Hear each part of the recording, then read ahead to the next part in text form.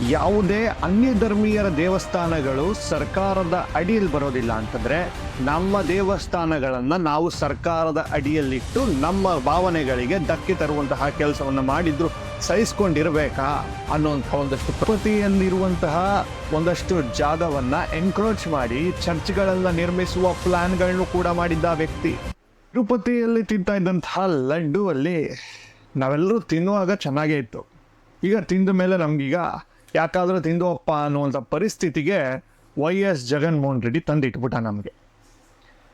ತಿರುಪತಿಗೆ ಹೋದಾಗ ಅಲ್ಲಿನ ಲಡ್ಡು ಅಂದ್ರೆ ಒಂದು ಫೇಮಸ್. ಲಡ್ಡು ತಿನ್ನಲಿಕ್ಕೆ ಅಂತಲೇ ತಿರುಪತಿಗೆ ಹೋಗುವಂಥ ಎಷ್ಟೋ ಕುಟುಂಬಗಳು, ಎಷ್ಟೋ ಸ್ನೇಹಿತರು ನನಗೆ ಪರಿಚಯ ಇರುವಂಥವ್ರು. ತಿರುಪತಿಗೆ ಹೋದಾಗ ಲಡ್ಡು ತಗೋಬಪ್ಪ ಅಂತ ನಾವೆಲ್ಲರಿಗೂ ಹೇಳ್ತಾ ಇದ್ವಿ. ಈಗ ದನದ ಮಾಂಸ ಹಿಂದೂಗಳು ತಿನ್ನಬಾರ್ದು, ದನದ ಮಾಂಸ ಹಿಂದೂಗಳು ಮುಟ್ಟಬಾರದು, ದನದ ಕೊಬ್ಬನ್ನು ನಾವು ತಿನ್ನಬಾರದು ಅಂತ ಹೇಳ್ತಾ ಇದ್ದಂಥ ನಮಗೆ ದನದ ಮಾಂಸವನ್ನು ತಿನ್ನಿಸಿದ YS ಜಗನ್ಮೋಹನ್ ರೆಡ್ಡಿ ಒಂದು ದೊಡ್ಡ ಶಾಕನ್ನೇ ಇರಿಸಿದ್ದಾರೆ.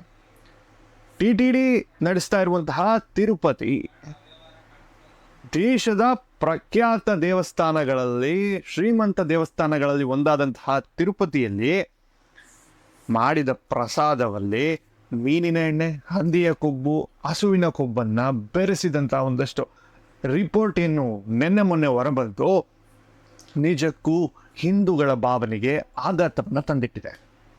ಸ್ನೇಹಿತರೆ, ಒಂದು ವಿಚಾರವನ್ನು ನಾವು ಸ್ಪಷ್ಟವಾಗಿ ನೆನಪಿಟ್ಕೋಬೇಕು. ಯಾವುದೇ ಅನ್ಯ ಧರ್ಮೀಯರ ದೇವಸ್ಥಾನಗಳು ಸರ್ಕಾರದ ಅಡಿಯಲ್ಲಿ ಬರೋದಿಲ್ಲ ಅಂತಂದರೆ ನಮ್ಮ ದೇವಸ್ಥಾನಗಳನ್ನು ನಾವು ಸರ್ಕಾರದ ಅಡಿಯಲ್ಲಿಟ್ಟು ನಮ್ಮ ಭಾವನೆಗಳಿಗೆ ಧಕ್ಕೆ ತರುವಂತಹ ಕೆಲಸವನ್ನು ಮಾಡಿದ್ರು ಸಹಿಸ್ಕೊಂಡಿರಬೇಕಾ ಅನ್ನುವಂಥ ಒಂದಷ್ಟು ಪ್ರಶ್ನೆಗಳು ಎದುರಾಗ್ತವೆ. ಆತ ಮೂಲತಃ ಕ್ರಿಶ್ಚಿಯನ್ ವ್ಯಕ್ತಿ, ಕನ್ವರ್ಟೆಡ್ ಕ್ರಿಶ್ಚಿಯನ್. ಆತ YS ಜಗನ್ ಕನ್ವರ್ಟೆಡ್ ಕ್ರಿಶ್ಚಿಯನ್. ತಿರುಪತಿಯಲ್ಲಿರುವಂತಹ ಒಂದಷ್ಟು ಜಾಗವನ್ನು ಎನ್ಕ್ರೋಚ್ ಮಾಡಿ ಚರ್ಚ್ಗಳನ್ನು ನಿರ್ಮಿಸುವ ಪ್ಲಾನ್ಗಳನ್ನು ಕೂಡ ಮಾಡಿದ್ದ ವ್ಯಕ್ತಿ. ಅಂಥ ವ್ಯಕ್ತಿಗಳ ಕೈಯಲ್ಲಿ ನಾವು ನಮ್ಮ ಅಧಿಕಾರವನ್ನು ಕೊಡ್ತೇವೆ, ಜನಗಳು ಮತ ಹಾಕ್ತಾರೆ. ತಿರುಪತಿ ತಿಮ್ಮಪ್ಪನ ಲಾಡು ನಾವೆಲ್ಲ ತಿಂದಂತಹ ಹಿಂದೂಗಳಿವತ್ತು ಹಸುವಿನ ಕೊಬ್ಬನ್ನು ತಿಂದಿದ್ದೀವಿ, ಹಸುವಿನ ಹಂದಿಯ ಕೊಬ್ಬನ್ನು ತಿಂದಿದ್ದೀವಿ ಅಂತಂದರೆ ನಿಜಕ್ಕೂ ನಮಗೆಲ್ಲ ನಾಚಿಕೆ ಆಗ್ತಾ ಇದೆ. ಯಾರು ಮುಸಲ್ಮಾನರು ಯಾವಾಗ ಕೊಬ್ಬು ತಿಂತಾರೆ, ಹಸು ತಿಂತಾರೆ, ಹಸುವಿನ ಮಾಂಸ ತಿಂತಾರೆ ಅಂತಂದಾಗ ನಾವೆಲ್ಲರೂ ಅವ್ರನ್ನ ದೂಷಿಸ್ತಾ ಇದ್ವಲ್ಲ. ಈಗ ನಾವು ಯಾವ ಬಾಯಲ್ಲಿ ಹೇಳೋದು? ಈಗ ಅವ್ರೊಂದೇ ಮಾತಿಗೆ ನೀನು ತಿಂತೀನಿ ಹಸು ಕೊಬ್ಬೆ ಕಾಣಲ್ಲೇ ಅಂದ್ಬಿಟ್ರೆ ಏನ್ರಿ ಅರ್ಥ? ನಿಜಕ್ಕೂ ಇದೊಂದು ದೊಡ್ಡ ಆಘಾತಕಾರಿಯಾದಂತಹ ವಿಚಾರ. ದೇಶದಲ್ಲೇ ಪ್ರಸಿದ್ಧಿಯಾಗಿರುವಂತಹ NDDBಯ ಕ್ಯಾಲ್ಸ್ ಲ್ಯಾಬ್ನಲ್ಲಿ ಪರೀಕ್ಷೆಯನ್ನು ಮಾಡ್ತಾರೆ. ಅದರೊಳಗಿರುವಂತಹ ಅಂಶಗಳನ್ನೆಲ್ಲ ನೋಡಿದ್ರೆ ನಿಜಕ್ಕೂ ಶಾಕ್ ಆಗ್ತೀರಾ. ಸೋಯಾಬೀನ್, ಕೊಸುಬೆ, ಆಲಿವ್, ಗೋಧಿ ಹುರುಳಿ, ಕಾರ್ನ್, ಹತ್ತಿ ಬೀಜಗಳು ಮತ್ತು ಮೀನಿನ ಎಣ್ಣೆ, ಬೀಫ್ ಕೊಬ್ಬು, ತಾಳೆ ಎಣ್ಣೆ ಹಾಗೂ ಹಂದಿಯ ಕೊಬ್ಬವನ್ನು ಕೂಡ ಈ ತುಪ್ಪಕ್ಕೆ ಬೆರೆಸಿದ್ದಾರೆ. 19% ಮಾತ್ರ ಇದರಲ್ಲಿ ತುಪ್ಪ ಇರೋದು, ಒರಿಜಿನಲ್ ತುಪ್ಪ. ಇನ್ನು ಮಿಕ್ಕಿದ್ದೆಲ್ಲ ಇವೇ ಇರೋದು. ಈಗ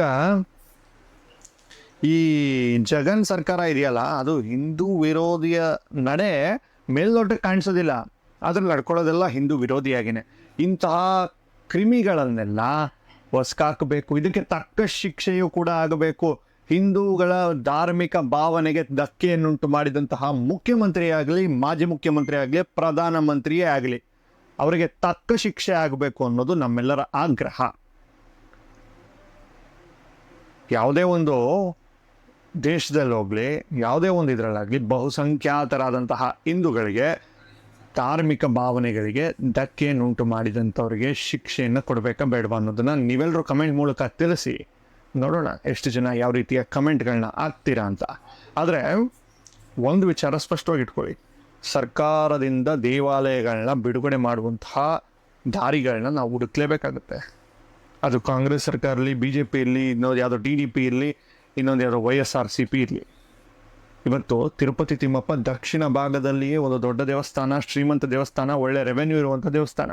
ಇದನ್ನು ಸರ್ಕಾರ ಆಡಳಿತ ನಡೆಸುತ್ತೆ, ಅಲ್ಲಿರುವ ದುಡ್ಡನ್ನು ತಿನ್ನುತ್ತೆ, ಅಲ್ಲಿ ಬಂದಂತಹ ದುಡ್ಡನ್ನು ನುಂಗಿ ನೀರು ಕುಡಿತಾರೆ. ಆದರೆ ಅಲ್ಲಿ ನಡೀತಾ ಇರುವಂತಹ ಈ ರೀತಿಯ ಅನಾಚಾರಗಳಿಗೆ ಯಾರು ಹೊಣೆ? ಸರ್ಕಾರನ ಯಾರು ಹೊಣೆ?